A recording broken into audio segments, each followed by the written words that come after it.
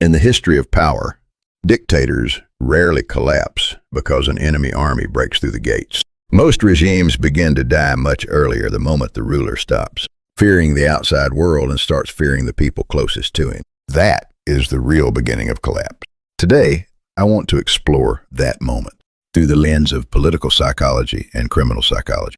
Not as ideology, not as partisan debate, but as a recurring human pattern that has appeared across empires, revolutions, and authoritarian regimes throughout history. At first, every authoritarian leader tells the same story. They present themselves to the international community as guardians of democracy, defenders of stability, protectors of national unity. But the psychological shift begins when power becomes dependent on manipulation rather than legitimacy. Elections become controlled performances. Public opinion is manufactured. Statistics are reshaped to protect the image of the regime. Religious leaders, activists, journalists, and civic organizers slowly become labeled as threats to national security. Criticism is no longer treated as disagreement. It becomes evidence of disloyalty. The media grows financially dependent on state influence. Investigative reporters suddenly face tax audits, raids, or criminal investigations. Law enforcement agencies speak constantly about law and order, yet investigations somehow target only the enemies of the ruling power. And meanwhile, something else begins happening in the streets. Ordinary citizens start gathering in protest. Videos spread online. Leaked documents appear on social media. The government's abuse of power becomes impossible to completely hide. This is where the psychology changes. At first, the leader blames foreign enemies, outside agitators, conspiracies from abroad. But eventually, one terrifying realization emerges inside the authoritarian mind. If we control everything, why are people still resisting? That question is the beginning of paranoia. From this point forward, the enemy is no longer outside the system. The enemy is inside it. Political psychologists describe this as the transition into internalized threat perception. Criminal psychology often identifies it as the early stage of paranoid power syndrome. The leader begins asking three dangerous questions. First, why do the protests keep growing? At the beginning, demonstrations are dismissed as isolated extremists. But then, students join, workers join, families of government employees begin appearing in the crowds. The movement spreads from one city to another. At that moment, the dictator no longer sees spontaneous resistance. He sees betrayal from within.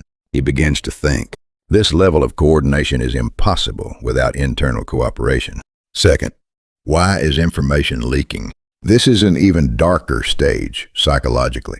Private meetings suddenly appear online. Protesters somehow know police deployment plans before they happen. Sensitive economic or diplomatic information reaches opposition groups. The authoritarian mind no longer interprets these events as accidents. It interprets them as organized betrayal. And once a ruler reaches that conclusion, suspicion becomes permanent. Third, why is control no longer absolute? This is perhaps the most important turning point. A psychologically stable leader can accept reality. An unstable authoritarian cannot. Instead of admitting that society is resisting, the dictator reframes failure as sabotage. If officials hesitate to enforce harsh orders, they become suspects. If journalists continue publishing criticism, internal traitors must be helping them.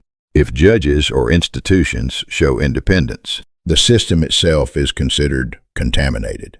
This is the exact moment when authoritarian systems historically begin turning inward against themselves. And that is how purges begin. Now, from a criminal psychology perspective, this next phase becomes extremely dangerous. The ruler develops what experts often describe as a paranoid power syndrome. This condition has several recognizable traits. First, obsession with loyalty. Competence no longer matters. Results no longer matter. Only loyalty matters. A brilliant minister may be removed simply for failing to publicly praise the leader enthusiastically enough.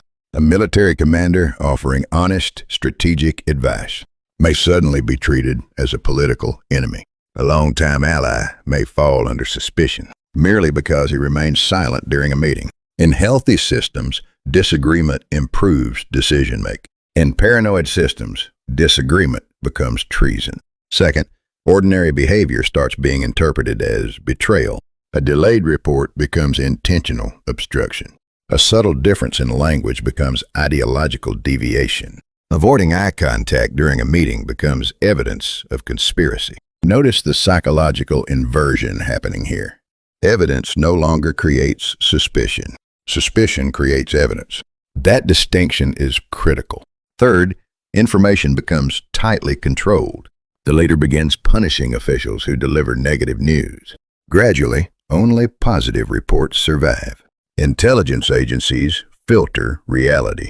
Media narratives become sanitized. Uncomfortable facts disappear before reaching the top. Eventually, the ruler becomes trapped inside an artificial reality, created by fear and censorship. And history shows us something fascinating. The more authoritarian a system becomes, the less accurate information reaches its leader.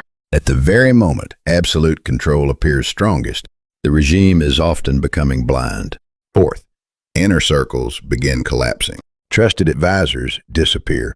Cabinet members rotate constantly. Senior officials are removed without explanation. Nobody feels secure anymore. The dictator trusts no one. The inner circle trusts no one. Fear replaces competence. And eventually, only one type of person remains near power.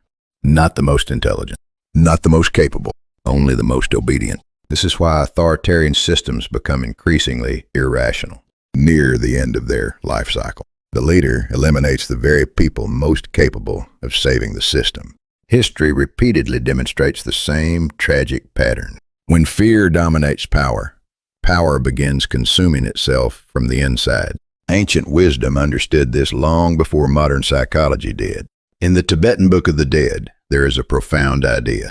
When human beings become trapped inside illusions created by fear and attachment, they unknowingly walk toward their own destruction. Political power behaves the same way. The final collapse of authoritarianism rarely begins with invasion from abroad. It begins the moment suspicion replaces reality. The moment loyalty becomes more important than truth. The moment a ruler starts fearing his own people more than his enemies. That is the psychological point of no return. And once that process begins, history suggests the collapse is no longer a question of if, only when. If you enjoyed this analysis, subscribe, share this video, and stay with us for the next chapter, where we will examine why authoritarian leaders eventually begin destroying even their closest allies, and why regimes often become most dangerous right before they fall.